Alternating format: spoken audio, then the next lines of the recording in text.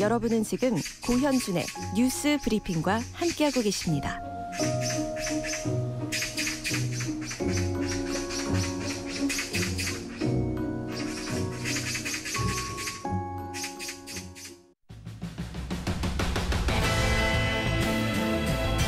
진실탐사그룹 셜록 이명선 기자와 함께 뉴스 쟁점들 깊숙이 들어가 보겠습니다. 어서 오십시오. 네, 셜록의 이명선입니다. 자, 첫 번째 뉴스부터 시작해 볼까요? 대한민국에서 나 이상의 학력을 가진 사람이 몇 사람이나 돼요. 고등학교밖에 안 나온 것들이 말이야 나보다 더 잘났다는 거예요 지금. 지만원 씨 제안으로 태극기 부대 사람들은 이 한국당 의원들 징계를 논의하는 회의를 막겠다면서 실력 행사에 나섰습니다. 이백진국력 그리고 유공장 만들어서 이 때문에 한국당 윤리위원회는 비밀리에 회의를 했는데 결국 결론을 내리지 못했습니다. 네, 자유한국당의 5.18 망언 관련된 이야기 나눠보죠. 어제 한국당 윤리위원회가 파문을 일으켰던 국회의원 3명 이 징계에 대한 논의를 했죠. 네. 뭐 우여곡절은 있었습니다만 끝내 결론을 내진 못했어요. 네, 오늘 다시 2차로 네. 논의하기로 했습니다. 그러니까 중징계가 필요하다는 의견하고 단순 의견 표명인데 중징계하는 건 조금 너무 심하지 않냐? 이런 견해가 맞섰다고 하는데요. 그러니까 누가 공청회를 실질적으로 주도했는지 이게 네. 좀 쟁점이 됐다고 합니다. 이종명 의원하고 김진태 의원 두 사람이 걸렸었잖아요. 이제 그렇죠. 플랜카드. 예. 근데 지금까지는 이종명 의원이 실질적으로 주도한 것으로 알려지고 있습니다. 실제로 지만원 씨도 이런 얘기를 했었거든요. 네. 이 의원이 자기의 5.18 조사위원으로 추천했는데 탈락이 되니까 미안하다면서 공청회 발제를 부탁했다. 이렇게 얘기를 했습니다. 네. 한국당 김용태 사무총장이 기자들에게 문자를 보내서 오늘 오전 7시 반, 그러니까 1시간 뒤네요. 2차 회의를 열겠다고 했습니다. 근데 어제 사실 이 윤리위 뭐 열리기 전부터 아주 난리였습니다. 네, 맞습니다. 그 김진태 의원의 지지자들이 현장에 또 들이닥친 거죠. 네, 뭐 대한민국 우파는 김진태를 지지한다 이런 목소리가 국회에서 울리기도 했는데요. 네. 유튜브에서 활동하는 보수 유튜버들 얼굴도 좀 보이더라고요. 네. 그래서 윤리위원들은 장소까지 바꿔가면서 숨바꼭질 하듯이 회의를 진행했다 이런 얘기를 했었는데 결국에 결론을 못 낸 겁니다. 네. 그래서 강남에서 강남 모초에서 뭐 진행을 한다는데 오늘은 잘 진행될지 좀 지켜봐야 되겠습니다. 뭐 숨바꼭질이었어요, 진짜 완전히. 네, 뭐 일각에서는 김진태 의원이 당대표 출마했으니까 그 출마 자격 유지할 목적으로 징계 결정 늦춘 거 아니냐 뭐 이런 의혹도 제기를 하더라고요. 충분히 제기될 만한 의혹이죠. 네. 네. 자, 그런 김진태 의원 어제 청와대 앞에서 피켓 들고 있더군요. 네, 청와대를 프레임에 끌어들이는 건지 좀 의심이 되는데요. 김경수 경남지사 구속을 또 이유로 들면서 대선 무효, 그다음에 문재인 대통령, 김정수 여사 특검 이렇게 주장하는 플랜카드를 몸에 걸고 1인 시위를 벌였습니다. 네. 김진태 의원은 당대표에 출마를 할 예정이고 그다음에 김순례 의원은 최고위원에 출마를 하겠다 이렇게 선언을 했잖아요. 그렇죠. 중징계를 받으면 피선거권을 잃을 수 있는데 과연 자유한국당이 국민 눈높이에 맞는 결정을 오늘 내릴지 좀 지켜봐야 되겠습니다. 지금 그 3명의 의원 이름이 다 거론이 됐습니다. 이종명, 김진태, 김순례 다들 거론이 됐는데 반성하는 기미는 전혀 안 보이는 것 같아요. 제가 보기엔. 네, 김순례 의원은 그래도 형식적으로는 아마 사과를 했었죠. 말로만 그랬던 거 아닙니까? 그렇습니다. 근데 김진태 의원은 그마저도 좀 안 하는 상황이고요. 네. 김순례 의원이 어제 한 말도 문제가 되고 있습니다. 예상치 못한 태극기 부대 응원에 힘이 난다. 오히려 인지도가 올랐다라고 말한 것으로 알려지면서 그러니까 지금 문제 심각성을 전혀 인지를 못하는 거예요. 네. 그리고 또 김진태 의원은 어제 오후 늦게 당대표 선거 후보자는 윤리위 회부나 징계 유예받는다. 그렇게 당원에 써 있지 않냐라면서 당에서 징계하려는 움직임에 반발하기도 했습니다. 김진태 의원이 검사 출신이죠. 네. 그러니까 이분들이 법전 보면서 법을 어떤 식으로 적용하는지 항상 연구했던 사람들 아닙니까? 그런데 당원 당규 같은 걸 이런 식으로 해석한다는 것도 저는 굉장히 이해가 안 돼요. 한국당은 거기에 대해서 또 뭐 거절 비슷하게 했는데요. 후보 등록 전날 윤리위에 회부됐으니까 문제 없다라고 얘기했습니다. 아무튼 전혀 반성하는 모습이 안 보여서 이 부분에 대한 비판들이 아주 거셀 것으로 생각이 되는데 어제 광주 5.18 단체 회원들도 국회를 찾았습니다. 네. 이 역사적 사실을 왜곡, 날조하는 주장에 대해서 뭐 여러 차례 지금 항의를 했었는데 오늘 또 그 이야기를 해야 되겠군요. 네, 이 지만원 씨가 5.18 묘지에 묻힌 그 이름 없는 열사가 사실 북한군이다 뭐 이렇게 얘기를 했었거든요. 근데 그래서 시민단체 한 회장이 이렇게 얘기를 했습니다. 그 무명열사 묘지를 파묘한 적이 있는데 그 DNA 검사가 해보니까 5세에서 7세로 나온 적이 있었다. 네. 북한군이라면은 5세에서 7세 이게 말이 안 되지 않냐 이렇게 비판을 했었고요. 그리고 주검이 너무 훼손돼서 자기 아들이라고 22년 동안 부정했던 어머니가 있었는데 그 얘기를 또 꺼내시면서 아들을 못 알아볼 정도로 이렇게 아프게 마음을 짓이겨 놓고 어떻게 이렇게 괴물이라고 할 수 있냐라면서 네. 분노를 표시하시기도 했습니다. 이게 진짜 망언 중에 망언이죠. 네. 마음이 아픕니다 정말. 그렇습니다. 자, 이런 논란 속에서 자유한국당, 그러니까 자유한국당과의 지금 5.18도 단체들 간에 계속해서 이런 얘기들이 어제 뉴스를 거의 다 도배를 했었는데 네. 사실 자유한국당을 제외한 그 여야 사당 5.18 역사 왜곡 처벌법, 네. 뭐 흔히 뭐 나치 처벌법하고 비슷하게 얘기를 하는데 이 법안이 사실은 여러 번 발의됐다라고 하는데 네, 6개나 그 왜 2013년부터 국회 문턱을 못 넘고 있을까요? 참 궁금하죠. 그 내용도 비슷합니다. 네. 그 5.18 역사 왜곡 이런 걸 처벌할 수 있도록 하는 내용이 골자인데요.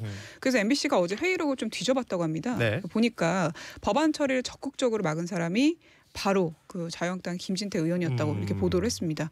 그러니까 2013년에는 명예훼손법하고 중복되지 않냐 이러면서 막았고 네.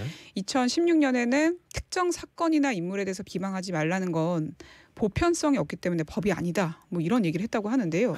예. 근데 그리고 나서 지만원 씨를 진상조사위에 추천을 했죠. 그렇죠. 네, 그때 추천하면서 했던 말이 지 씨가 더 이 5.18에 대해서 연구를 깊게 이 지만원 씨만큼 이 5.18에 대해서 연구를 깊게 한 사람은 없을 거다라고 얘기했었거든요. 글쎄요, 거기에 대해서 누가 또 고개를 끄덕일지 의문입니다. 연구라고 표현하는 게 맞을까요? 그러니까 자기가 보고 싶은 대로만 보고 자기가 해석하고 싶은 대로만 해석하고 있는 것을 우리가 연구라고 합니까? 그리고 또 연구라면 그 연구를 했던 뭐 근거라든지 아니면 이런 것들 아니면 본인이 세웠던 가설을 증명을 해내야 될 거 아니에요. 맞습니다. 이건 뭐 진짜 있었던 사실을 왜곡하고 날조하고 있는 부분들에 대해서 연구라는 표현을 쓴다는 것 자체가 굉장히 불쾌하고 언짢은 일이 될 수밖에 없는 상황이죠. 네, 피의자들을 2번 죽이는 행위잖아요. 그렇죠. 그래서 실제로 2차 대전 일으켰던 나치즘에 대해서 뭐 부인하거나 심지어 뭐 격리를 한다거나 이러면 독일에서도 형사처벌되죠. 그러니까요. 독일도 네. 그렇고 프랑스도 그렇고 유럽 벨기에도 대부분의 그렇습니다. 나라들이 그렇죠. 네. 이 5.18 그러면 빼놓을 수 없는 인물 중에 한 명이 또 바로 전두환 씨인데 네. 어제 또 이상한 소리를 했더군요. 네, KBS가 찾아갔더라고요. 네. 이 재판에도 혹시 이 5.18 비하 발언이 영향을 끼칠까 걱정된다 이런 얘기를 한 겁니다. 이 재판이라는 게 바로 본인의 재판을 얘기하는 거죠. 맞습니다. 네. 자기 재판에. 전 씨 회고록을 보면 한 10번을 말씀드린 것 같은데요. 5.18 헬기 사격을 증언한 고 조비오 신부를 거짓말쟁이라고 해서 재판을 받고 있지 않습니까? 네. 근데 재판 출석을 안 하니까 법원이 구인장 발부했죠. 근데 그리고 나서 또 알츠하이머 앓고 있다면서 계속 안 나갔었는데 그 부부 동반으로 골프 쳤다는 게 또 한겨레에 알려지면서 논란이 됐었잖아요. 그렇죠. 근데 지금은 이제 나갈 계획이라고 하는데요. 다음 달 11일에 잡혔거든요. 네. 근데 동시에 이제 5.18이 다시 한번 그 언론에 계속 보도가 되니까 이 추징금에 대한 얘기가 다시 거론이 되고 있는데 전 추징금의 상당 부분 냈다고 생각했는데 절반 가까이밖에 안 냈더라고요. 그렇죠. 검찰이 확인해 보니까 1,030억 원이 남아 있는데요. 전 씨가 사는 연희동 주택 감정가가 102억이라고 합니다. 참. 이 집만 팔아도 10분의 1 정도 저택이죠, 사실. 네, 당장 낼 수 있다고 합니다. 그리고 참고로 경찰은 근접 경호 한 5명, 뭐 지금까지는 한 60명, 70명 배치시켰는데요. 그 의경을 빼고 이제는 의무 경찰, 그 경호 경찰 5명만 배치시킬 거다. 나머지 모두 철수시킬 예정이다라고 밝혔습니다. 관련 이야기하면서 이제 등장하는 인물들 몇 면이 참 답답한 뉴스들입니다. 예. 김도형님이 우리나라 국회 법안 발의는 참 잘해요. 통과는 글쎄. 유유 이렇게 눈물 모양을 보내주셨는데 뭐 시작은 미비하나 끝은 창대하다 뭐 이런 말이 있는데 완전 반대죠. 시작할 때는 뭐 엄청 그럴듯하게 해놓고 제대로 통과되는 게 없어요. 국민들에게 어떤 영향을 미쳐야 되는 집단인지 제대로 생각을 했으면 좋겠고 우리 국민들이 이렇게 지켜보고 있다는 사실도 알았으면 좋겠습니다. 박정섭님은 우리나라 정치 후진국 같네요. 씁쓸한 말씀을 남겨주셨네요. 다음 뉴스 이어갑니다. 우리와 미국이 주한미군에 주둔 비용을 얼마씩 분담하자고 합의한 지 이틀 만에 트럼프 대통령이 내년엔 그 돈을 더 올려야 한다고 말했습니다. 자, 우리나라와 미국 간에 이 방위비 분담금 합의를 했다. 이 뉴스를 저희가 이틀 전에 전해드렸죠. 네. 그런데 어제 트럼프 대통령이 애매한 소리를 했어요. 네. 한국 방위 분담금 더 올려야 된다. 그런 취지로 얘기를 했습니다. 그렇죠. 그래서 문제가 되고 있는데요. 트럼프 대통령이 강요 회의에서 한 말입니다. 그 방위 분담금 얘기를 꺼내면서 이번에 징역이 됐죠. 그렇죠. 자기가 전화 몇 통 돌렸더니 5억 달러를 더 받아냈다. 그래서 자랑을 한 겁니다. 그러니까 일종의 자기 자랑한 거는 좋아요. 그런데 내용이 중요한 거죠. 네, 예. 사실 5억 달러 올리지 않았거든요. 그럼요. 저희도 전해드렸지만 한 787억 원, 800억 원 좀 안 되는 그렇죠. 수준으로 올랐습니다. 그래서 1조 389억 원으로 결정이 됐는데요. 근데 문제는 몇 년간 분담금이 더 오를 거라고 압박을 하는 그 모양새를 보였다는 건데요. 이게 그 협상의 어떤 유리한 고지를 선점하기 위한 기술이 아니냐라는 네. 분석이 있죠. 그 해마다 이렇게 연속적으로 인상을 좀 압박하지 않을까 좀 걱정이 됩니다. 그러니까 어제 그 강영화 외교부 장관이 어디 공항이었던 것 같아요. 취재진들하고 이야기 나누는 장면이 보였는데 거기서 분명한 액수를 다시 한번 짚어줬어요. 네, 1조 389억 원이다 이렇게 다시 한번 합의된 액수를 밝히면서 청와대도 마찬가지로 비슷한 취지의 말을 했는데요. 1년 뒤 방위비 인상을 기정사실화하지 않았으면 좋겠다라는 네. 식으로 미국에 우회적으로 메시지를 보냈습니다. 그렇습니다. 하지만 이번 방위비 협상에 대한 트럼프 대통령이 그 어떤 반응이 잘된 거래다 이렇게 계속 얘기하고 있거든요. 스스로가 지금 계속해서 그렇게 자화자찬을 하고 있는 것이죠. 그리고 네. 유효 기간이 또 1년이지 않습니까? 그렇죠. 그래서 계속해서 이 인상 압박이 올 것이다. 그런 예측이 나오고 있습니다. 저희가 이 분담금 합의했다는 뉴스 전해드릴 때 지적했던 부분이죠. 그러니까 유효 기간이 1년이기 때문에 네. 합의를 하자마자 내년 것을 준비해야 된다. 네. 이 부분을 트럼프가 먼저 선점을 해버린 거예요. 이르면 올해 상반기 안에 또 협상이 시작될 수 있거든요. 그렇죠. 우리 정부도 이 부분에 대한 기술을 좀 가졌으면 좋겠다라는 생각을 해보고요. 다음 뉴스 이어가겠습니다. 윤창호 씨 사건의 가해자에게 법원이 1심에서 징역 6년을 선고했습니다. 유족과 윤창호 씨 친구들은 너무 약한 처벌이라고 유감의 뜻을 밝혔습니다. 사법부가 국민적 정서를 너무 외면한 판결이 아닌지. 다른 사람의 꿈을 앗아가고 6년이라는 거는 너무 짧은 세월인 것 같습니다. 네, 뉴스 전해드리기 전에 이일화님이 문자 메시지 보내주셨는데, 그러니까 트럼프 대통령 이 방위비 분담금 관련해서 트럼프 설레발 세계 최강, 이것도 맞는 말 같아요. 그러니까 이것도 일종의 협상의 기술이 될 수 있을 텐데 먼저 설레발을 막 치면서 자기가 유리한 고지를 선점하는 거죠. 네, 사람은 참 바뀌기 어렵다고 그러잖아요. 그러니까요. 참 트럼프 대통령은 초지일과 똑같은 것 같습니다. 사실은 우리가 이제 뭐 북한과의 어떤 관계라든지 지금 북미 정상회담 앞두고 있습니다만 여러 가지 상황에서 지금 트럼프가 현재 미국 대통령인 게 다행스러운 부분이 있는데 네. 그 외에 다양한 부분들 살펴보면 야, 참 희한한 사람이다라는 생각 들 때가 많아요. 또 후보 시절에도 약간 가짜 뉴스식으로 얘기해서 그렇죠. 또 문제가 예. 됐었는데 이번에도 또 그런 거죠. 자, 저희가 또 다음 뉴스 보는데 방금 뉴스컷을 들으셨습니다만 이 윤창호 씨 관련된 뉴스가 있었습니다. 그러니까 윤창호 씨를 음주운전해서 사망하게 만들었던 그 가해자에게 징역 6년이 선고가 됐습니다. 근데 이 결과를 두고 반응이 엇갈리고 있어요. 네, 법조계에서는 그 양형 기준보다 좀 형량이 무겁게 나왔다 이런 반응이 보이고 있는데 네. 반면 윤창호 씨 가족이라든가 뭐 친구, 네티즌 그리고 검찰까지 아니다 도로 위 살인행위라고 볼 수 있는 음주운전 제대로 처벌하지 않았다면서 상반된 입장을 보이고 있는 거거든요. 그렇습니다. 이게 윤창호 씨 사건 같은 경우는 윤창호법 처리 이전에 벌어졌기 때문에 개정 전 법률이 적용된 겁니다. 이 개정된 법률에서는 최저 3년 이상, 최대 무기징역까지 선고할수록 되어 있지만요. 개정 전 법률은 안 그렇거든요. 그렇죠. 1년 이상 그리고 상한은 징역 31년인데 대법원 양형 기준이 1년에서 한 4년 6개월 정도밖에 안 됐었거든요. 네. 근데 이번에 이 6년 정도의 규형이 선고가 떨어진 겁니다. 자, 법조계가 기존의 판결보다 형량을 무겁게 선고했다. 그렇다면 이거는 왜 그런 것인가? 또 이런 평가는 왜 나오는 것인가 따져봐야 되겠죠. 네, 이 재판을 맡은 김동욱 판사가 판결문에서 그 내용을 좀 설명을 했습니다. 네. 음주운전에 대한 사회적 합의가 성숙해졌다. 그래서 엄중한 형벌은 불가피하다면서 양형 기준을 넘는 판결 이유를 밝힌 겁니다. 네. 네. 그러니까 이 양형 기준이라는 것이 뭐 어려운 말이 될 수도 있는데, 그러니까 아까도 말씀드렸지만 법 조항에 어떠한 죄를 지으면 뭐 최소 얼마에서부터 최대 얼마까지 네. 형을 내리겠다라는 그 조항이 있죠. 그렇죠. 그리고 감경 이유도 다 대부분 명시가 하나하나 되어 적혀 있는데요. 있습니다. 그리고 뭐 말씀드린 것처럼 양형위원회라는 곳이 우리나라 사법부에 있어서 이곳에서 어떠어떠한 죄는 이 정도 양형을 하자라는 그 합의를 이끌어내는 것이거든요. 네. 그 부분에 대한 기준이 있었는데 이 기준이 어찌됐건 음주운전 관련해서 그동안 굉장히 좀 약했던 것이죠. 맞습니다. 이게 좀 강해지고 있는 사회적 분위기가 이번 판결에 반영이 된 것이다. 이렇게 봐야겠죠. 그리고 윤창호법 통과 이후에 또 비슷한 사건이 뭐 벌어지면 안 되겠지만 만약에 재판까지 이어지면 그때는 정말 무거운 선고가 떨어지는지 지켜봐야 되겠죠. 그렇죠. 훨씬 강해지는 어떤 양형 기준을 확인해 볼 수가 있겠죠. 네. 예. 그래서 윤 씨 같은 경우에는 또 하필이면 딱 가운데 끼는 바람에 그렇죠. 징역을 검찰이 8년 구형했었거든요. 그리고 나서 책임을 회피한다는 이유로 뭐 구형량을 8년에서 10년 올렸는데요. 네. 어쨌든 6년으로 정리가 되면서 검찰은 항소하겠다 했습니다. 이게 아무튼 그 이름하여 윤창호법인데 이 윤창호 씨가 피해를 입은 이 사건에는 이 법이 적용이 안 되는 것이죠. 네. 그 법이 만들어지기 전에 벌어졌던 일들을 다시 어떤 법이 생겼다고 해서 적용하지 못한다는 게 또 이 어떤 법조항의 기준이기 때문에 네, 소급 적용이 안 됩니다. 이 안타까운 부분이 또 있는 것이고 또 아이러니한 부분도 있는 것입니다.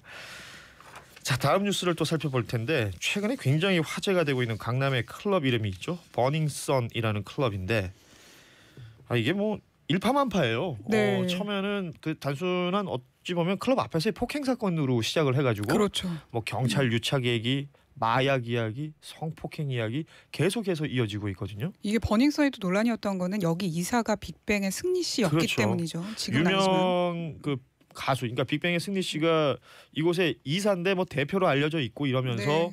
그곳에서는 이런 일이 있다더라라는 소문들이 막 계속 퍼져나왔기 때문에 일파만파하고 있는데 이 내용도 좀 살펴보도록 하겠습니다. 네, 이 어제 MBC에 자기가 VIP 고객이었다고 주장하는 남성이 익명으로 인터뷰를 했는데 그 내용이 정말 충격적입니다. 네. 버닝썬 직원으로부터 지난해 12월쯤에 자기가 문자를 받았는데 그 문자가 내용이 뭐였냐면 물뽕, 그러니까 향정신성 의약품 중 하나죠. 네. 이걸로 작업한 여성 손님이 있다면서 클럽에 오라고 한 거랍니다. 네. 그러니까 물뽕을 먹인 여성 손님이 의식을 잃으면 그러니까 A씨와 같은 VIP 고객에 실시간으로 문자로 알려줬던 거예요. 이게 좀 생각을 해보면 나는 지금 클럽에 없습니다. 내가 VIP 고객이라고 가정하자면 클럽에 없는데 클럽에서 이제 직원이라는 사람들이 이 물뽕을 이용해서 여성을 정신 잃게 만들어 놓은 다음에 네. 나한테 이런 여성이 있으니 놀러 오세요라고 지금 문자 메시지를 보냈다는 거 아닙니까? 그렇죠. 근데 중요한 지점이 뭐냐면 지금까지는 이 직원들까지 조직적으로 과연 가담을 했을까의 네. 의문이 있었는데 이 직원들까지 약간 성범죄에 준하는 일에 동참한 것이다. 이렇게 추측이 가능한 거거든요. 근데 문제는 뭐냐면 직원이 평소에도 A씨와 같은 VIP 고객들에게 여성을 음식에 비유했다고 합니다. 한번 뭐 드셔보시죠. 뭐 이런 식으로 얘기한 것 같아요.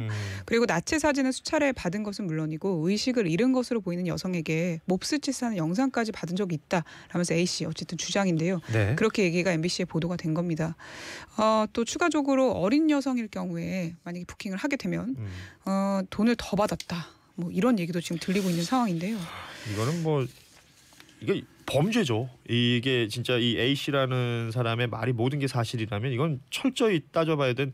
그러니까 가게에 있는, 그러니까 클럽에 있는 직원들이 조직적으로 범죄를 일으킨 겁니다. 이건. 맞습니다. 그 지금 뭐 계속해서 거론되는 게 이제 물뽕이라는 것인데 뭐 GHB라고 부르죠. 네. 그러니까 저도 이 과거에 취재한 적이 있습니다. 이 성분에 대해서 무색무취 혹은 약간의 누르스름한 빛깔이 있어요. 근데 술이나 음료에 타 놓으면 밝은 곳에서 보면 표시가 날 수도 있는데요. 클럽 정도의 조도에선 전혀 알 수가 없습니다. 그리고 색깔이나 냄새가 없기 때문에 음료를 마시는 사람은 확인할 수가 없죠. 그런데 마시고 나면 한 10분에서 20분 이내에 또 약간의 음주를 한 상태라면 정신을 잃어요. MBC에서도 보도를 이전에 했었는데요. 그렇죠. 그 위에 호텔이 있잖아요. 그 호텔 뭐 장애인 화장실 구역에서 멀쩡하던 여성이 한 5분 10분 만에 휘청거리면서 나왔다. 이런 증언도 나오고 있습니다. 그렇습니다. 이게 지금 이 이 버닝썬 관련해서는 계속해서 제보와 각종 의혹들이 쏟아지고 있다라는 사실, 그리고 언론에서도 계속 취재가 진행이 되고 있다는 사실. 그렇다면 이 경찰에서는 또 어떤 입장인지를 네. 따져봐야죠. 경찰은 버닝썬 이문호 대표하고 영업사장 한 씨를 불렀다고 합니다. 네. 그래서 8시간 동안 조사를 했는데 이게 한 번 조사 갖고는 안 되겠죠, 당연히. 그래서 뭐 마약 유료 투약이라든가 유통에 대해서 추가로 소환해서 조사를 방침이다 이렇게 밝혔습니다. 네. 그러니까 이제 한 2달, 석 달, 그러니까 11월쯤부터 이 이야기가 시작이 돼가지고요. 계속해서 일파만파 퍼져나가고 있는데 이 경찰의 어떤 일종의 수사도 제대로 진행이 돼야 되겠고, 그리고 이런 의혹들이 있었던 부분들, 소문들이 있었던 부분들 제대로 짚어봐야 할 것으로 보입니다. 네. 유명 가수가 뭐 대표라고 해서 그런 게 아니라 실제 대한민국 어느 땅에서도 이런 일이 벌어져서는 안 되는 일이기 때문에 반드시 짚고 넘어가야겠는 것이죠. 자, 오늘 여기까지 하죠. 진실탐사그룹 셜록 이명선 기자였습니다. 고맙습니다. 네, 감사합니다.